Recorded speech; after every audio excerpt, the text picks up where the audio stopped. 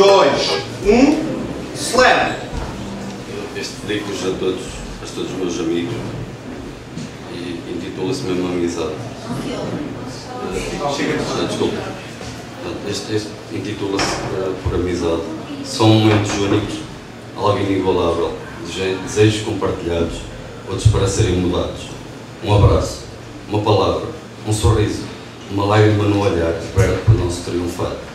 Sentir o ombro amigo, uma força que alivia, num momento de fraqueza, atingindo altos de leveza. Nenhuma distância apaga uma vida compartilhada. Umas perdem-se, outras encontram-se, nadam por rios do tempo e entram por se elevar o pensamento. Contam-se pelos dedos da mão, sorriem pelos momentos de aurora, a quando o dia se transforma, não querendo a sua memória. Obrigada, Ricardo.